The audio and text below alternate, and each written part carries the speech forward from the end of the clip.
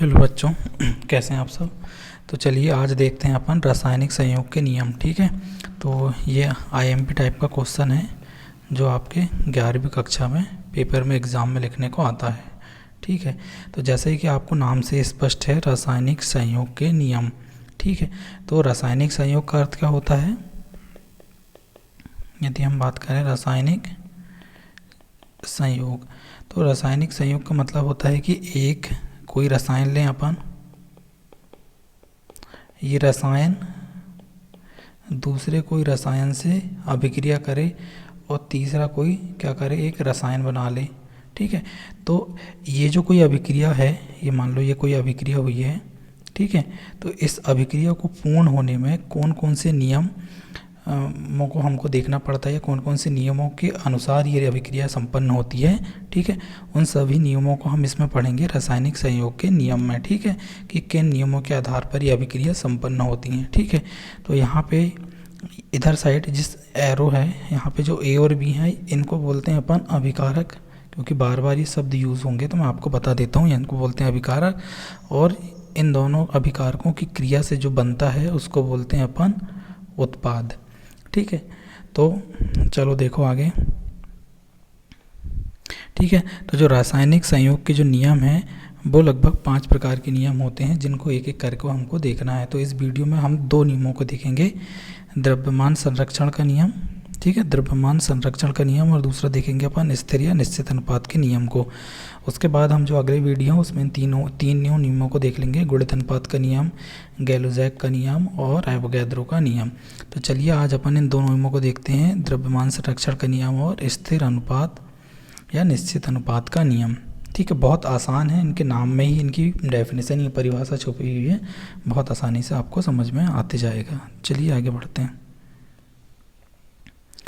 तो देखो यहाँ पे अपन द्रव्यमान संरक्षण का नियम पढ़ते हैं, या इसी नियम को बोलते हैं अपन द्रव्य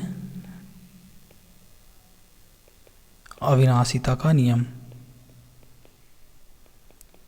ठीक है, तो आपको इन दोनों शब्द द्रव्य की अविनाशिता और द्रव्य संरक्षण से एक चीज़ तो स्पष्ट हो रही है कि यहाँ पे कोई एक द्रव्य है, उसका विनाश नहीं होगा और उसका संरक्षण होगा, मतलब वो नष्ट नहीं होगा। इसके नाम से ही स्पष्ट हो रहा है। तो चलो ये नियमों को देखने से पहले आपको यहाँ पे एक मोमबत्ती दिखती होगी, तो आपने देखे होंगे मोमबत्ती को जलते हुए। तो क्या होता है, यहाँ पे मोमबत्ती जलते जाती है और वो मेल्ट होते जाती है, पिघलते जाती है, और पिघल के क्या होती जाती है, यहाँ ज़मीन पे या फिर किसी वस्तु पे जहाँ पे हमने मोमबत्ती को जलाया, वहाँ पे क्या होती जाती है, वो इकट्ठा होते जाती। तो आपको देखने से ऐसा लगता है, ऐसा प्रतीत होता है कि धीरे धीरे मोमबत्ती का क्या हो रहा है, विनाश हो रहा है। परंतु ये सत्य नहीं है। मोमबत्ती मेल्ट होकर कहाँ इकट्ठी हो रही है, किसी पात्र में इकट्ठी हो रही है। तो ये नियम कुछ इसी प्रकार है कि यहाँ पे द्रव्य का विनाश नहीं होगा, एक यहाँ पे सिर्फ मोमबत्ती के जैसे रूप परिवर्तित हो रहा है। तो इसी प्रकार इस नियम में आपको बताया जाएगा कि एक रूप से दूसरे रूप में परिवर्तन इसका होगा। ठीक है, जैसे अपन यहाँ पे थोड़ा सा एक एग्जाम्पल लें तो और अच्छे से क्लियर हो जाएगा। मान लो एक बीकर है या एक टेस्ट ट्यूब है, उसमें हमने कोई एक ए पदार्थ लिए हैं। ठीक है, इसका हमने ले लिए हैं 10 ग्राम। इसी प्रकार कोई एक पदार्थ लिए हमने क्या, बी। ठीक है, बी पदार्थ लिए, इसका भी हमने ले लिए हैं कितना, 10 ग्राम। और इन दोनों अभिकारक जी क्या है, हमारे अभिकारक। ठीक है, इन दोनों अभिकारकों की क्रिया करने से हमको एक उत्पाद मिलता है, ए बी मान लो उत्पाद मिला। और इसका जो वज़न है, मतलब इनका जो द्रव्यमान है, वो है लगभग 20 ग्राम। तो आपको यहाँ पे स्पष्ट हो जाएगा कि ए पदार्थ और बी पदार्थ आपस में अभिक्रिया करके एक उत्पाद बना रहे हैं, ए बी, और वो कितना प्राप्त हो रहा है, 20 ग्राम। मतलब यहाँ पे द्रव्यमान का संरक्षण हो रहा है एक प्रकार से। मतलब यहाँ का 10 ग्राम और यहाँ का जो 10 ग्राम है, दोनों मिलके कितने ग्राम हमको उत्पाद दे रहे हैं, 20 ग्राम। मतलब जो पहले द्रव्यमान था अभिक्रिया के पहले, वही बाद में द्रव्यमान है। मतलब यहाँ पर द्रव्यमान का संरक्षण हो रहा है। ठीक है, तो चलिए इसकी अपन सबसे पहले डेफिनेशन देख लेते हैं और फिर उसके बाद इसको हम थोड़ा डिटेल में समझने की कोशिश करेंगे। देखो इस नियम के अनुसार, देखो क्या है, इस नियम को सर्वप्रथम रूसी वैज्ञानिक, ठीक है, लोमोनोसोव ने 1756 या 1756 में दिया था। इस नियम के अनुसार उनने क्या कहा कि हम किसी भी रासायनिक अभिक्रिया में भाग लेने वाले पदार्थों की मात्राओं का योग, जैसे वहाँ पे अभिक्रिया में भाग लेने वाले पदार्थ कौन कौन से थे, ए और बी, ठीक है। किसी रासायनिक अभिक्रिया में भाग लेने वाले पदार्थों की मात्राओं का योग रासायनिक क्रिया में बनने वाले पदार्थों की मात्राओं के योग के बराबर होता है। अर्थात जितना जितना हमने ए प्लस बी लिया था उतना ही हमको क्या मिल गया था, ए भी मिल गया था, ठीक है। तो यही कह रहा है, फिर से देखो एक बार डेफिनेशन कि किसी भी रासायनिक अभिक्रिया में भाग लेने वाले पदार्थों की मात्राओं का योग, ठीक है। तो यहाँ पे ए की मात्रा कितनी थी 10 ग्राम और बी की मात्रा कितनी थी 10 ग्राम। तो यही तो कह रहा है कि रासायनिक अभिक्रिया में भाग लेने वाले पदार्थों की मात्राओं का योग कितना होगा, यहाँ पे इनकी मात्रा का योग टोटल 20 ग्राम, ठीक है। रासायनिक अभिक्रिया में बनने वाले पदार्थ की मात्रा के योग, मतलब रासायनिक अभिक्रिया के योग के बाद जो पदार्थ बना उसके योग के बराबर होता है, मतलब इसको भी कितना हो जाएगा, ये टोटल कितना बना था 20, ठीक है। तो यही नियम कहता है। अर्थात हम यहाँ पे ये बता सकते हैं कि रासायनिक अभिक्रिया में द्रव्य ना तो उत्पन्न होता है ना ही नष्ट होता है, ठीक है। इस प्रकार आप इसको बता सकते हैं। चलो एक एग्जाम्पल लेते हैं, एक प्रयोग करके देखते हैं, आपको और अच्छे से स्पष्ट हो जाएगा। तो देखो सबसे पहले आपको यहाँ पे एक फ्लास्क दिखता होगा। इस फ्लास्क में हम क्या करते हैं, सबसे पहले कुछ थोड़ी सी रेत भर लेते हैं, ठीक है। रेत क्या हो इसलिए भरते हैं क्योंकि हमको इसको फ्लास्क को बाद में गर्म करना पड़ेगा, तो उस गर्म करने में हमको इस रेत का उपयोग होता है, ठीक है। और इसके ऊपर हम क्या करते हैं, एक फास्फोरस का टुकड़ा रख देते हैं, ठीक है। फास्फोरस के बारे में आपने सुना होगा, माचिस में काम आता है। घरों में जो माचिस होती है उसमें रेड फास्फोरस लगा होता है ना, आपने सुना होगा, एक रसायन होता है। तो उस फास्फोरस का हम यहाँ पे कोई टुकड़ा रख देते हैं, ठीक है। और इस फ्लास्क को हम क्या करेंगे, प्रॉपर एक कांच मतलब कार्क से हम बंद कर देंगे कि जिससे ये एयर टाइट हो जाए और इससे कोई भी एयर बाहर ना निकले। इतना कर लिया हमने, ठीक है। इसके बाद हम जो यहाँ पे फ्लास्क है इसको हम 1 नंबर का फ्लास्क बोल देते हैं, चलो ठीक है। और इसका हम क्या करते हैं, सबसे पहले वजन कर लेते हैं। और इसका वजन करने के बाद हमको पता चला कि इसका वजन कितना निकला हमारा 100 ग्राम, ठीक है। अब इसको क्या करते हैं, हम यहाँ पे इसको गर्म करना स्टार्ट कर देते हैं। जैसे ही ये गर्म होता है तो यहाँ पे जो रेत भी गर्म होने लगेगी, और रेत गर्म होगी तो ये फास्फोरस को भी गर्म करना लगेगी। और यहाँ पे कुछ ऑक्सीजन रहती है, खाली जगह में क्या रहेगी उपस्थित, ऑक्सीजन। उसकी उपस्थिति में ये जो फास्फोरस है ये जलने लगता है या गर्म होने लगता है।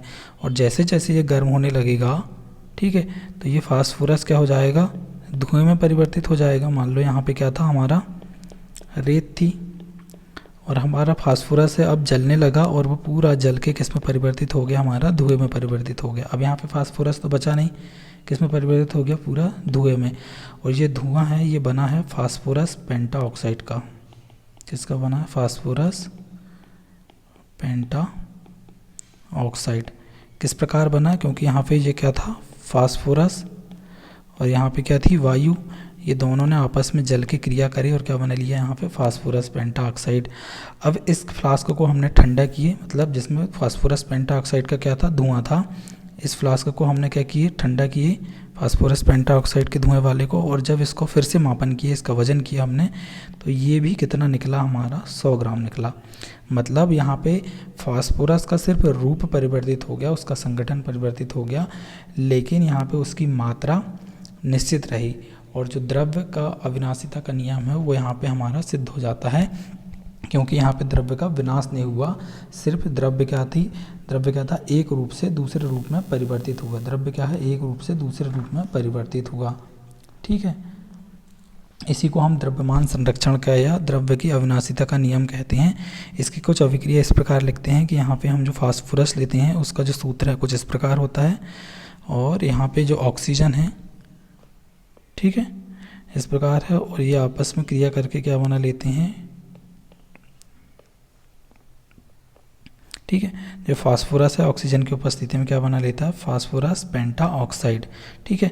और दोनों का वजन कितना होता है, 100 ग्राम निकला। तो यहाँ पे हमारे द्रव्यमान संरक्षण के नियम की पुष्टि होती है, ठीक है। मतलब द्रव्यमान, जो एक द्रव्य या जो पदार्थ है फास्फोरस, वो सिर्फ एक रूप से दूसरे रूप में परिवर्तित हुआ, मतलब ठोस से सिर्फ धुएं में परिवर्तित हुआ, या बोल सकते हैं कि फास्फोरस से फास्फोरस पेंटा ऑक्साइड में परिवर्तित हुआ, ठीक है। तो इसको बोलते हैं अपन द्रव्यमान संरक्षण का नियम। चलिए एक और प्रयोग करके देखते हैं जो आपके एग्ज़ाम में आता है। ठीक है, इस प्रयोग को देखते हैं अपन, लैंडोल्फ का प्रयोग बोलते हैं। ठीक है, ये प्रयोग आपके एग्ज़ाम में कई बार आ जाता है लिखने को। ये भी बहुत आसान है। हम क्या करते हैं, यहाँ पे एक एच आकार की नली लेते हैं। ये देखो एच आकार की नली है। ठीक है, वस्तुतः ये दो नली रहती हैं, एक नली रहती है ए और एक नली रहती है बी। इन दोनों नलियों को हम क्या करते हैं, एक ऐसी आड़ी नली से हम जोड़ देते हैं जिससे ए नली का लिक्विड बी नली के लिक्विड से क्या हो जाए, मिल सके और आपस में अभिक्रिया कर सकें। ठीक है, अब देखो यहाँ पे क्या होता है, जो एच आकार की नली लिए हैं उसकी एक भुजा में हम क्या कर सकते हैं, एक भुजा में हम यहाँ पे पोटेशियम क्लोराइड भर देते हैं, एक अभिकारक भर देते हैं पोटेशियम क्लोराइड, और बी में हम भर देते हैं सिल्वर नाइट्रेट। क्या ये सिल्वर नाइट्रेट, ये दूसरा अभिकारक है। अब क्या करते हैं, इस जो नली है एच आकार की, इसको क्या करते हैं, हम आपस में हिलाना चालू करते हैं। जैसे ही हम हिलाएंगे इसको, तो जो बी का जो द्रव्य है वो निकल के किस में जाके मिलने लगेगा, ए में, और इसी प्रकार जो ए का लिक्विड है वो जाके कहाँ पे मिलने लगेगा, बी में। मतलब ये दोनों लिक्विड आपस में क्या होने लगेंगे, मिलने लगेंगे, और मिलने के बाद ये आपस में क्या करने लगेंगे, क्रिया करने लगेंगे। और जब ये क्रिया करेंगे तो यहाँ पे पोटेशियम क्लोराइड सिल्वर नाइट्रेट से क्रिया करेगा और क्या बना लेगा, यहाँ पे देखो, यहाँ पे क्या बना लेगा, यहाँ पे सिल्वर क्लोराइड और बना लेगा यहाँ पे पोटेशियम नाइट्रेट। ठीक है, तो जो अभिकारक हैं और ये क्या हैं, हमारे उत्पाद हैं। तो ये दोनों अलग अलग हो गए, मतलब अभिक्रिया से पहले ये कुछ और थे, अभिक्रिया के बाद ये कुछ और हो गए। लेकिन यहाँ पे क्या होता है, हमने इस प्रयोग में ये पाए हैं कि जब हम ये दोनों क्रिया नहीं करते, मतलब ये दोनों अलग अलग रहते हैं, क्या जब ये अलग अलग रहते हैं पोटेशियम क्लोराइड और सिल्वर नाइट्रेट, तब इसका जो वजन था उतना ही वजन बाद में निकलता है इन पदार्थों के बनने के बाद, मतलब अभिकारकों के बनने के बाद। ठीक है, इसके द्रव्यमान में कोई परिवर्तन नहीं आता है। ठीक है, इसी को बोलते हैं अपन द्रव्यमान संरक्षण का नियम। मतलब यहाँ पे जो यहाँ पे पदार्थों का द्रव्यमान था, अभिकारकों का द्रव्यमान था, वही हमारे उत्पादों का द्रव्यमान है। ठीक है, तो एक बार और डेफिनेशन देख लेते हैं। देखो यहाँ पे डेफिनेशन क्या है हमारी, वही है, इस बार और क्लियर हो जाएगी। डेफिनेशन में क्या है कि किसी भी रासायनिक अभिक्रिया में भाग लेने वाले पदार्थों, मतलब अभिकारकों, है ना, भाग लेने वाले पदार्थों की मात्राओं का योग, जितनी भी मात्रा रही उनकी 10 ग्राम 20 ग्राम या 100 ग्राम जो भी का योग, रासायनिक अभिक्रिया से बने पदार्थ, मतलब रासायनिक अभिक्रिया के बाद जो बने वाले पदार्थ क्या कहलाते हैं, उत्पाद, की मात्रा के योग के बराबर होती है। मतलब जितना पहले था उतना ही किसमें रहेगा, बाद में रहेगा।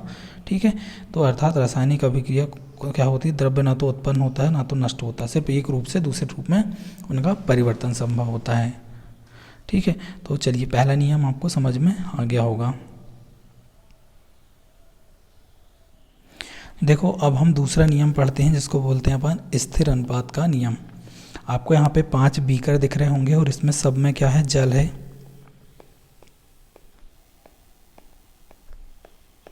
लेकिन यहाँ पे जल अलग अलग स्रोतों से हमने लिए हैं। ये जो पहला जल है ये हमने लिए हैं कुएं से। इसकी परिभाषा देखने से पहले हम इसको समझ लेते हैं कि ये क्या है। ठीक है, कुएं का जल है, दूसरा है ये नदी का जल है, तीसरे ये है झरने का जल है, और चौथा जो है वो हमने वर्षा के जल से इकट्ठे किए हैं ये जल, और पांचवा है हमारा, मान लो ये समुद्र का जल है या फिर कोई लैब से बनाया गया हुआ जल है। तो हमने अलग अलग स्रोतों से जल के नमूनों को इकट्ठा करके ले आए हैं। ठीक है, लेकिन सभी नमूनों में एक चीज़ कॉमन है कि इसका जो सूत्र है, मतलब रासायनिक सूत्र सभी का क्या रहेगा, H2O रहेगा। ठीक है, तो यहाँ पे हम यदि इसका H2O का बाहर निकालें तो हाइड्रोजन का परमाणु द्रव्यमान 1 होता है, यहाँ पे 2 हाइड्रोजन है, अर्थात इनका परमाणु द्रव्यमान दोनों का कितना हो जाएगा, मिलके 2। और यहाँ पे ऑक्सीजन का जो परमाणु द्रव्यमान है वो होता है 16। यदि इसको अनुपात के रूप में लिख दें तो इनके द्रव्यमानों का अनुपात, मतलब हाइड्रोजन और ऑक्सीजन के द्रव्यमानों का अनुपात कितना हो जाएगा, 2:16। यदि इसको और सरल कर दें हम तो इसको 2 से काट देंगे तो कितना बन जाएगा, 1:8। तो आप बताओ यहाँ पे कि इन सभी जलों में हाइड्रोजन और ऑक्सीजन कि जो द्रव्यमानों का अनुपात है, हाइड्रोजन के द्रव्यमान का अनुपात और ऑक्सीजन के द्रव्यमान का अनुपात सभी में कितना रहेगा, 1:8 ही रहेगा। यही ये नियम कहता है, स्थिर अनुपात का नियम। अब आपको मैं डेफिनेशन बताता हूँ जिससे और क्लियर हो जाएगा।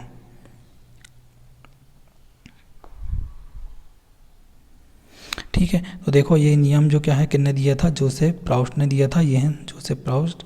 ठीक है, इस नियम के अनुसार किसी यौगिक के तत्वों में, ठीक है, किसी यौगिक के तत्व, जैसे अपन ने कौन सा लिए थे, यौगिक लिए थे यहाँ पे H2O, ठीक है, के तत्वों में, और यहाँ पे तत्व कौन कौन से थे, हाइड्रोजन और ऑक्सीजन। ठीक है, तो किसी यौगिक के तत्वों में द्रव्यमानों का अनुपात, ठीक है, द्रव्यमानों का अनुपात सदैव समान होता है। ठीक है, चाहे वह यौगिक किसी भी विधि द्वारा प्राप्त किया गया हो। देखो हमने कितनी 3-4 विधि से जल को 5 विधि से इकट्ठा किया था, लेकिन वहाँ पे जो द्रव्यमानों का अनुपात है वो सदैव कैसा था, समान था। मतलब कितना था, 1:8 ही था। ठीक है, तो कोई यौगिक हमने लिए हैं जैसे H2O, कोई यौगिक हमने कौन सा लिए हैं यहाँ पे H2O, और उसमें जो तत्व रहते हैं हाइड्रोजन और ऑक्सीजन के तत्वों के द्रव्यमानों का जो अनुपात है वो हमेशा कैसा रहेगा, समान रहेगा, चाहे वह यौगिक किसी भी विधि द्वारा प्राप्त किया गया हो।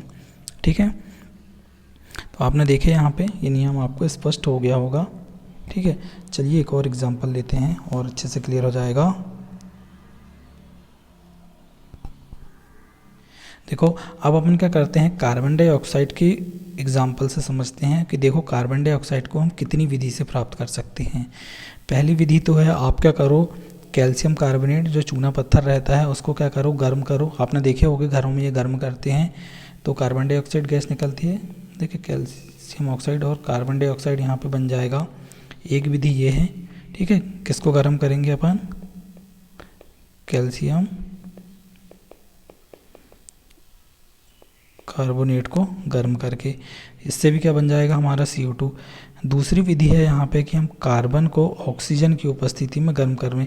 ये जो निशान बनाते हैं हम, ये त्रिभुज टाइप का, इसका मतलब होता है कि हम दोनों अभिकारकों को गर्म कर रहे हैं, इन दोनों अभिकारकों को गर्म कर रहे हैं। ठीक है, तो इससे भी क्या बन जाएगा हमारा, कार्बन डाइऑक्साइड बन जाएगा। तीसरा क्या है कि हम क्या करें, सोडियम बाइकार्बोनेट लें और उसको हाइड्रोक्लोरिक अम्ल की उपस्थिति में क्या करें, गर्म कर दें, तो भी हमारा क्या बन जाएगा, इस विधि द्वारा भी अंत में क्या बनता है हमारा, कार्बन डाइऑक्साइड बनते हैं। तो आप यहाँ पे देखो, हम कार्बन डाइऑक्साइड इस विधि से भी बना सकते हैं, इस विधि से भी बना सकते हैं और इस विधि से भी बना सकते हैं।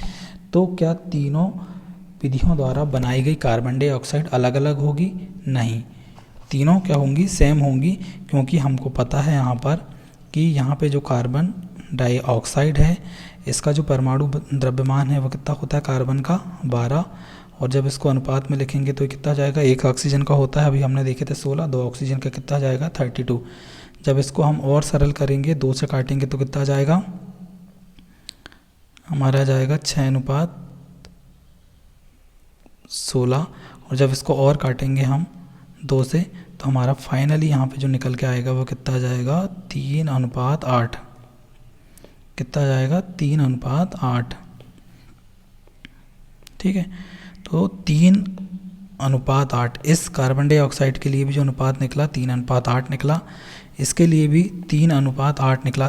3:8 का मतलब है कि 3 भार कार्बन और 8 भार ऑक्सीजन को के हैं इस कार्बन डाइऑक्साइड को बनाने में, या फिर हम सीधा सीधा बोलें कि 12 भार कार्बन और 32 भार ऑक्सीजन है तीनों कार्बन डाइऑक्साइड में। मतलब भार अनुसार ये सदैव निश्चित मात्रा में उपस्थित होते हैं हर स्थिति में। कार्बन डाइऑक्साइड के जो अवयवी तत्व हैं, ठीक है, हर स्थिति में कार्बन डाइऑक्साइड के जो अवयवी तत्व हैं, मतलब पहला अवयवी तत्व और दूसरा अवयवी तत्व भार अनुसार हमेशा 3:8 में उपस्थित होते हैं, चाहे यह कार्बन डाइऑक्साइड कितनी भी अलग अलग विधियों द्वारा प्राप्त किया जाए, इसके द्रव्यमान में कोई परिवर्तन नहीं होगा।